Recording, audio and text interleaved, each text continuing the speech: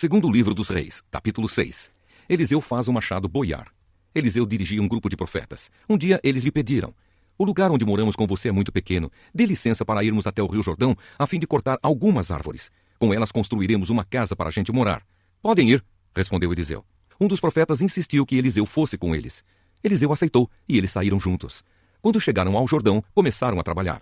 Um deles estava cortando uma árvore, quando de repente o ferro do seu machado escapou do cabo e caiu na água. "O que vou fazer, senhor?" gritou ele para Eliseu. "O machado era emprestado." "Onde foi que ele caiu?" perguntou Eliseu. O homem mostrou o lugar. Então Eliseu cortou um pedaço de pau, jogou na água e fez o machado boiar. "Pegue-o", mandou ele, e o homem esticou o braço e o pegou. O exército dos sírios é derrotado. O rei da Síria estava em guerra contra Israel. Ele pediu conselho aos seus oficiais e escolheu um lugar para armar o seu acampamento. Mas o profeta Eliseu mandou um recado ao rei de Israel, avisando-lhe que não fosse para perto daquele lugar, pois os sírios estavam ali, esperando escondidos para atacá-lo. Então o rei de Israel avisou os homens que moravam naquele lugar e eles ficaram alerta. Isso aconteceu várias vezes. O rei da Síria ficou muito aborrecido. Então chamou os seus oficiais e lhes perguntou: "Qual de vocês está do lado do rei de Israel?" Um deles respondeu: "Nenhum de nós, ó rei. O profeta Eliseu é quem conta ao rei de Israel tudo o que o Senhor fala, até mesmo dentro do seu próprio quarto." Então o rei ordenou: "Descubram onde ele está, que eu o prenderei." Contaram-lhe que Eliseu estava em Dotã, e ele mandou para lá uma grande tropa de soldados com cavalos e carros de guerra. Eles chegaram de noite à cidade e a cercaram. No dia seguinte, cedinho, o empregado de Eliseu levantou-se e saiu de casa. Aí viu as tropas sírias com seus cavalos e carros de guerra cercando a cidade. Então entrou em casa e disse a Eliseu: "Senhor, nós estamos perdidos. O que vamos fazer?" Eliseu disse: "Não tenha medo, pois aqueles que estão conosco são mais numerosos do que os que estão com eles." Então orou assim: "Ó Senhor Deus, abre os olhos do meu empregado e deixa que ele veja." Deus respondeu à oração dele. Aí o empregado de Eliseu olhou para cima e viu que ao redor de Eliseu o morro estava coberto de cavalos e carros de fogo. Quando os sírios atacaram, Eliseu orou assim: "Ó Senhor Deus, faze com que esses homens fiquem cegos." Deus respondeu à oração de Eliseu e fez com que os sírios ficassem cegos. Então Eliseu foi falar com eles e disse: "Vocês estão no caminho errado. Esta cidade não é a que estão procurando. Venham comigo, que eu vou levar vocês até o homem que estão procurando." E os guiou até a cidade de Samaria. Logo que eles entraram na cidade, Eliseu orou assim: "Ó Senhor Deus, abre os olhos deles e deixa que eles vejam." Então Deus fez com que os sírios enxergassem de novo, e eles viram que estavam dentro da cidade de Samaria. Quando o rei de Israel viu os sírios, perguntou a Eliseu: "Devo matá-los, Senhor? Devo matá-los?" "Não, de jeito nenhum", respondeu ele. "Por acaso o Senhor mata os soldados que são feitos prisioneiros na guerra? Dê de comer e de beber a estes aqui e deixe que voltem para o rei deles." Então o rei de Israel mandou fazer uma grande festa para aqueles sírios. E depois que comeram e beberam, ele os mandou de volta para o rei da Síria. Daí em diante, os sírios pararam de atacar a terra de Israel. Eliseu e a fome em Samaria. Algum tempo depois, o rei Ben-Hadad da Síria levou todo o seu exército para lutar contra Israel e cercou a cidade de Samaria. Por causa disso, a falta de alimentos naquela cidade foi tão grande que uma cabeça de jumento custava 80 barras de prata e 200 gramas de esterco de pomba custavam 5 barras de prata. Certo dia, o rei de Israel estava passando por cima da muralha da cidade quando uma mulher gritou para ele: "Ó rei, meu senhor, me ajude!" Ele respondeu: "Se o Senhor Deus não ajudar você, como é que eu posso ajudá-la? Você pensa que eu tenho trigo ou vinho? Mas diga qual é o seu problema." Ela respondeu: "Outro dia, esta mulher me disse: 'Vamos comer o seu filho hoje e amanhã comeremos o meu.' Então nós cozinhamos o meu filho e o comemos. No dia seguinte, eu disse que era a vez de comermos o filho dela, mas ela o escondeu." Ao ouvir isso, o rei rasgou as suas roupas em sinal de desgosto, e as pessoas que estavam perto da muralha viram que por baixo das suas roupas ele estava vestido com roupa de pano grosseiro. E o rei gritou: "Que Deus me mate, se antes que o dia acabe eu não mandar cortar a cabeça de Eliseu, filho de Safate!" E mandou que um mensageiro fosse buscá-lo. Enquanto isso, Eliseu estava em casa com alguns líderes do povo que haviam ido visitá-lo. Antes que o mensageiro do rei chegasse, Eliseu disse aos líderes: "Aquele assassino está mandando alguém para me matar. Por isso, quando ele chegar, fechem a porta e não deixem que entre. O próprio rei virá logo depois dele." Eliseu ainda estava falando com eles quando o rei chegou e disse: "Foi o Senhor Deus quem fez cair toda essa desgraça sobre nós. Por que iria eu ficar mais tempo esperando que ele fizesse alguma coisa?" Primeira carta a Timóteo, capítulo 3. Os bispos. Este ensinamento é verdadeiro. Se alguém quer muito ser bispo na igreja, está desejando um trabalho excelente. O bispo deve ser um homem que ninguém possa culpar de nada. Deve ter somente uma esposa, ser moderado, prudente e simples. Deve estar disposto a hospedar pessoas na sua casa e ter capacidade para ensinar. Não pode ser chegado ao vinho nem briguento, mas deve ser pacífico e calmo. Não deve amar o dinheiro. Deve ser um bom chefe da sua própria família e saber educar os seus filhos de maneira que eles lhe obedeçam com todo o respeito. Pois se alguém não sabe governar a sua própria família, como poderá cuidar da igreja de Deus? O bispo não deve ser alguém convertido há pouco tempo. Se for, ele ficará cheio de orgulho e será condenado como o diabo foi. É preciso que o bispo seja respeitado pelos de fora da igreja para que não fique desmoralizado e não caia na armadilha do diabo. Os diáconos. Do mesmo modo, os diáconos devem ser homens de palavra e sérios. Não devem beber muito vinho, nem ser gananciosos. Eles devem se apegar à verdade, revelada da fé, e ter sempre a consciência limpa. Primeiro devem ser provados, e depois, se forem aprovados, que sirvam à igreja. A esposa do diácono também deve ser respeitável, e não deve ser faladeira.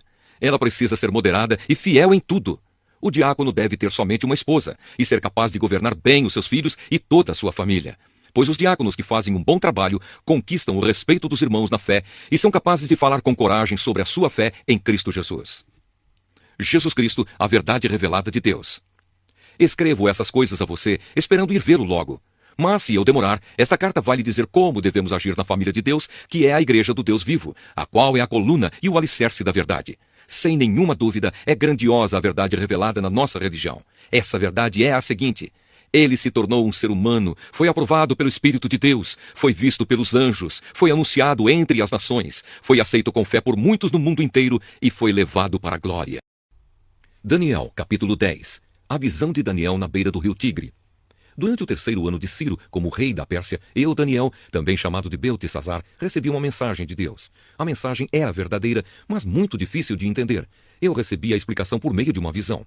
Naquela ocasião, fiquei de luto por 3 semanas. Durante aquele tempo, não comi nenhuma comida gostosa, nem carne, nem bebi vinho e não penteei o cabelo. No dia 24 do 1º mês do ano, eu estava na beira do grande rio Tigre, quando de repente vi um anjo vestido com roupas de linho e usando um cinto de ouro puro. O seu corpo brilhava como pedras preciosas, o rosto parecia um relâmpago, os olhos eram como tochas acesas, os braços e as pernas brilhavam como bronze polido, e a voz soava como o barulho de uma multidão. Eu fui o único que vi essa visão. Os meus companheiros não viram nada, mas ficaram apavorados e fugiram e se esconderam. Eu estava ali sozinho enquanto via essa visão impressionante. Fiquei pálido de medo e perdi as forças.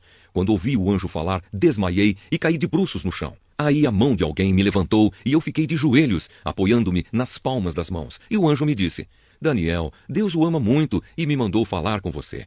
Fique de pé e preste atenção no que vou dizer. Então eu fiquei de pé, tremendo dos pés até a cabeça. Aí ele disse: Não fique com medo, Daniel, pois Deus ouviu a sua oração desde a primeira vez que você se humilhou na presença dele, a fim de ganhar sabedoria. Eu vim em resposta à sua oração. O anjo protetor do reino da Pérsia lutou contra mim durante 21 dias. Mas Miguel, um dos anjos-chefes, veio me ajudar, pois eu estava lutando sozinho contra os reis da Pérsia. Agora eu vim explicar a você o que vai acontecer com o seu povo, pois essa visão é a respeito de coisas futuras. Enquanto ele me dizia isso, eu fiquei calado, olhando para o chão.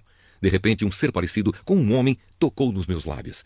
Aí comecei a falar e disse ao anjo que estava na minha frente: Meu senhor, essa visão me deixou aflito e estou me sentindo fraco. Como é que eu, o seu criado, posso falar com o senhor? Estou completamente sem forças e quase não posso respirar. Então ele me tocou de novo e com isso senti as minhas forças voltarem. Ele disse: Deus o ama, portanto não fique com medo, que a paz de Deus esteja com você. Anime-se, tenha coragem. Então eu me senti bem mais forte e respondi: Fale, pois o Senhor me deu novas forças. Ele disse: Sabe por que eu vim falar com você? Foi para dizer-lhe o que está escrito no livro da verdade. Mas agora eu preciso ir lutar contra o anjo protetor da Pérsia. Quando a luta acabar, virá o anjo protetor da Grécia. Mas na minha luta contra eles não há ninguém para me ajudar, a não ser Miguel, o anjo protetor de Israel.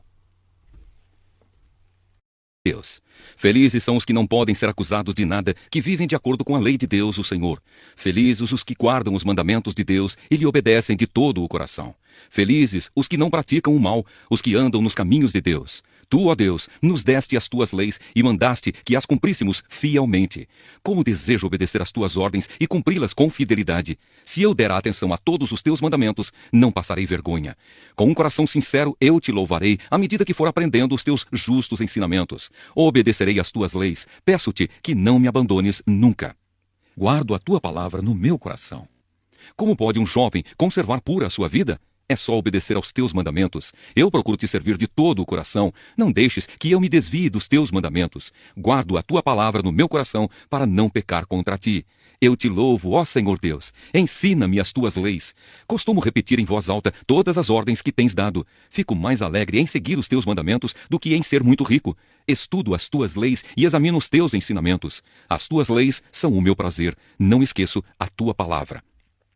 Quero conhecer a tua vontade. Senhor, trata com bondade este teu servo, para que eu possa continuar vivo e obedecer à tua palavra. Abre os meus olhos, para que eu possa ver as verdades maravilhosas da tua lei. Viverei poucos anos aqui na terra, não escondas de mim os teus mandamentos. O meu coração sofre, ansioso, pois em todos os momentos quero conhecer a tua vontade. Tu repreendes os orgulhosos, os que se desviam dos teus mandamentos são malditos. Livra-me dos insultos e das zombarias deles, pois tenho obedecido aos teus ensinamentos. Mesmo que as autoridades se reúnam e contra mim façam planos, eu, que sou teu servo, meditarei nas tuas leis. Gosto de pensar nos teus ensinamentos, eles são os meus conselheiros.